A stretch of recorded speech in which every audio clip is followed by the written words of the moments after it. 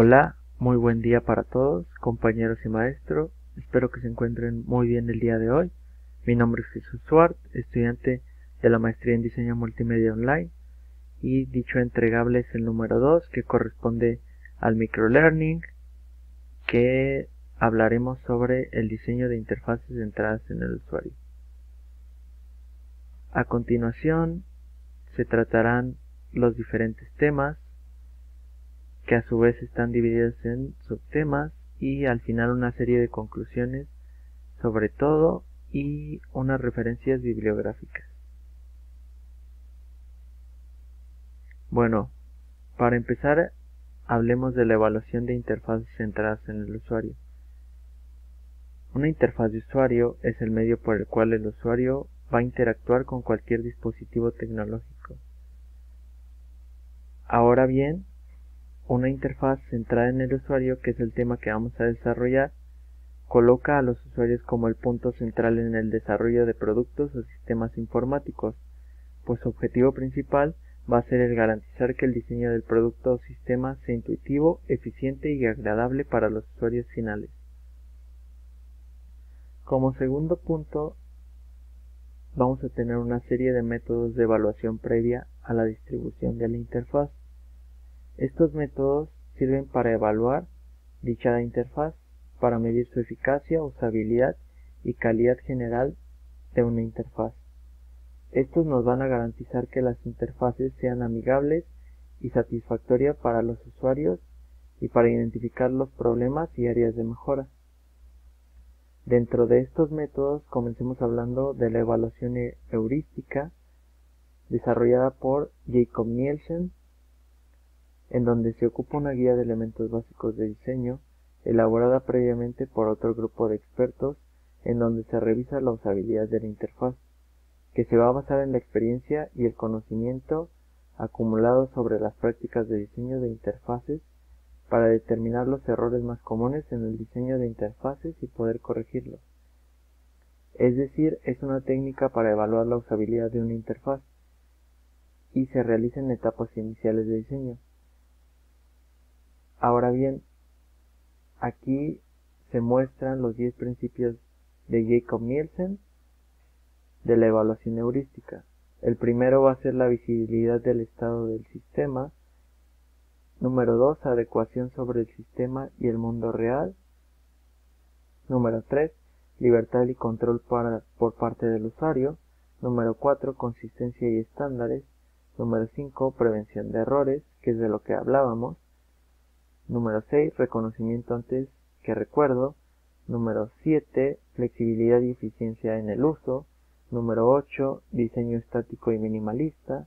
Número 9, ayuda a los usuarios tras los errores. Y el número 10, pero no menos importante, ayuda y documentación. Como segundo método tenemos la revisión de recomendaciones previas, que son reglas e interpretaciones detalladas que deben de seguirse a la hora de crear interfaces. Estas van a definir sus elementos, su apariencia o su comportamiento mediante la comparación y el cumplimiento de objetivos establecidos. Estas revisiones se desarrollan en 3 áreas de diseño: área física, sintáctica y semántica. La física se va a referir a la parte del hardware de la misma interfaz. El área sintáctica son las reglas sobre la presentación de la información y contenidos, y el área semántica cubre los aspectos de significado de los elementos sintácticos, es decir, para que al usuario se le facilite la comprensión. Después vamos a tener la metodología de inspección de la consistencia, en donde los expertos van a verificar periódicamente la consistencia de un grupo de interfaces, y está centrada en las partes visibles de la interfaz. Esta va a tomar los siguientes aspectos: terminología, color, composición y distribución de elementos de presentación, formatos de importación. Como segundo, después vamos a tener el método de inspección de la consistencia, en donde los expertos van a verificar periódicamente la consistencia de un grupo de interfaces y está centrada en las partes visibles de la interfaz, es decir, pues es lo que vamos a ver. Esta va a tomar los siguientes aspectos en cuenta: terminología, color, composición y distribución de elementos de presentación, formatos de importación y exportación de datos y formas de ayudar al usuario. Después viene una metodología muy interesante que es la de simulación de usuario, en donde los expertos simulan ser los usuarios finales de la interfaz, ejecutando y recorriendo las funciones más usuales del sistema. Es decir, que paso a paso van a ir siguiendo un camino que va a pretender imitar al usuario final, y con esto se van a encontrar los errores para corregirlos lo más rápido posible. Como podemos ver, el robot es el simulador de usuario, este se refiere al experto, y estas van a ser las anotaciones y lo que se va a corregir. Después tenemos el juicio formal, que es la metodología de diagnóstico y sin objetivos establecidos, en el que los expertos se van a reunir bajo la moderación de uno de ellos para discutir acerca de la interfaz tras haberla estudiado de forma individual. Esto siempre va a comenzar con una lluvia de ideas donde van a salir problemas a solucionarse, y cuando se define de lo que se va a hablar, se asigna a un experto que va a ser un moderador para llegar a una solución conjunta en donde se refleje la usabilidad. Como podemos ver, aquí se muestra al moderador y a todos los participantes del juicio. Después vamos a tener la metodología de pruebas de facilidad de uso, que es una técnica de evaluación en la que los usuarios interactúan con un producto, sistema o sitio web y se observa su comportamiento.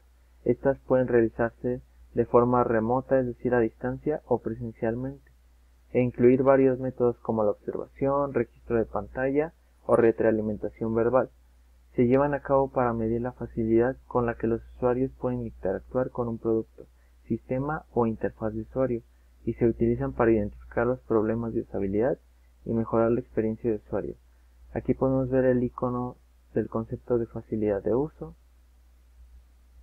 Ahora bien, hablemos del método de opinión de los usuarios. Es una técnica de evaluación en la que los usuarios interactúan directamente con el producto, sistema o sitio web y se observa su comportamiento.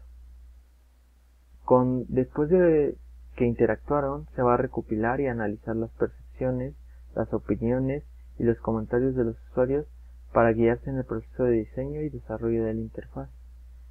Esta es de las más importantes, ya que pues se interactúa directamente con el usuario, entonces ellos te van a reflejar todo lo que encontraron, ya sea positivo o negativo, y se va a llevar a conclusiones para corregir lo que haga falta. Hablemos sobre el desarrollo de una interfaz centrada en el usuario. El desarrollo de estas interfaces se enfocan en las necesidades, preferencias y habilidades de los usuarios finales. Estas no solo se van a centrar en la estética o en las funcionalidades del sistema, ya que este enfoque busca crear una experiencia de usuario intuitiva, fácil de usar y satisfactoria, y toma como la pieza central, como se puede apreciar en el esquema, al usuario final. Y lo más importante es que se basa en la repetición y en la optimización de la misma. Después, el análisis de los atributos del usuario y su contexto. Un componente esencial de la fase de análisis del diseño centrado en el usuario es el análisis del usuario, ya que nos va a proporcionar detalles sobre quién utiliza el producto, aplicación o sitio web. Y hay diversos factores que influyen en las características del usuario, los cuales son culturales, sociales, personales y psicológicos.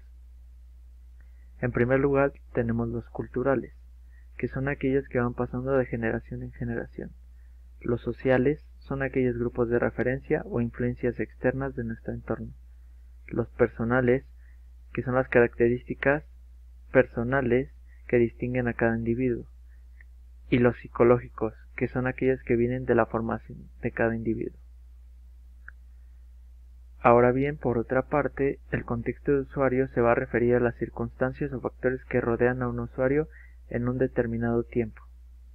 Y esta información que se junta y se recaba Sirve para adaptar y mejorar la experiencia de usuario para cualquier tipo de aplicación o sitio web. Existen dos tipos de contexto de usuario. En primer lugar tenemos al contexto físico, que se refiere al entorno físico del usuario, es decir, la ubicación, el dispositivo que está usando o la conexión de red. Y en segundo punto tenemos el contexto psicológico, que se refiere al contexto del estado mental del usuario. En este se van a abordar las necesidades del usuario, sus objetivos y sus expectativas. Como podemos ver en la imagen, se puede representar diferentes tipos de usuario, diferentes gustos, diferentes edades, entre otras características. Ahora bien, hablemos de la determinación del concepto, función y elementos de usabilidad y accesibilidad. El World Wide Web Consortium W3C define accesibilidad como el atributo que permite que las personas con discapacidad puedan percibir, comprender, navegar e interactuar con la web. Su objetivo es eliminar las barreras que puedan dificultar o impedir el acceso y la interacción de todas las personas con el producto, sitio web o aplicación del sistema.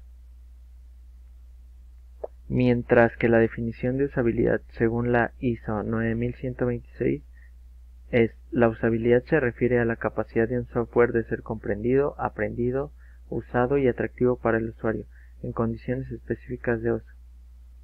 Es decir, la medida en que un producto o sistema puede ser utilizado por los usuarios para lograr sus objetivos de manera efectiva, eficiente y satisfactoria, mediante diversos estándares y que sea fácil para que las personas puedan interactuar con estas interfaces.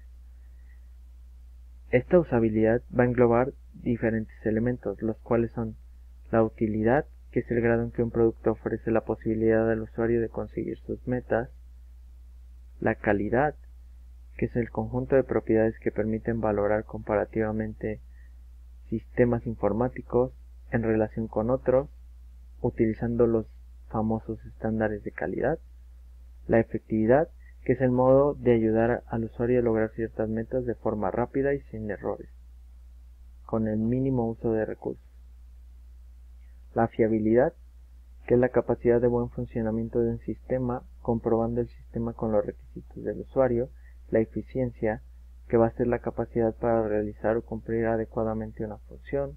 La consistencia, que se va a referir a que los elementos relacionados deben ser presentados de forma idéntica. La estandarización, que es la adaptación de la interfaz a la relación de reglas, convenciones y características técnicas para cierto requerimiento. El estilo comunicativo, que es la caracterización del tipo de interacción que puede darse entre un usuario o un sistema. La capacidad de aprendizaje, que es la habilidad del usuario para trabajar con la interfaz con cierta facilidad, es decir, qué tanto aprendió a usar y qué tanto le costó aprender a usarla. Y por último, la actitud o satisfacción del usuario, que se refiere al grado de complacencia o gratificación que experimenta un usuario al interactuar con este producto, un servicio o un sistema. Y bien, para finalizar, se llegaron a una serie de conclusiones. Empecemos hablando que una interfaz centrada en el usuario es aquella que se crea con una profunda comprensión de las necesidades y expectativas del usuario. Esta se va a adaptar para brindar una experiencia óptima y satisfactoria al interactuar con el producto o sistema, por lo cual existen una serie de métodos evaluativos de la misma que son esenciales para garantizar que al ser desarrollada cumpla con las necesidades de los usuarios, se brinde una experiencia positiva y sea lo más eficiente y efectiva posible en la realización de sus funciones. El desarrollo de una interfaz centrada en el usuario se va a enfocar en comprender y responder a las necesidades y preferencias de los usuarios para crear una experiencia de usuario positiva y efectiva. Esto va a ser esencial para asegurar que la interfaz sea fácil de usar, atractiva y adecuada para el público al que se dirige. Mediante la retroalimentación continua, se logrará conocer mejor la opinión de los usuarios para valorar si existen puntos de mejora. Y por último, hay que destacar que la usabilidad y la accesibilidad son dos aspectos fundamentales en el desarrollo de estas interfaces, ya que si se cumplen correctamente lograrán generar muchas ventajas, como lo son, en primer lugar, la mejora de experiencia y satisfacción del usuario, ayudar a la fidelidad y retención de los usuarios, reducir costos y tiempo y ampliar el alcance del público cumpliendo las normativas y regulaciones, entre muchas más. Se utilizaron diferentes fuentes bibliográficas, las cuales están contenidas en el apartado de referencias bibliográficas.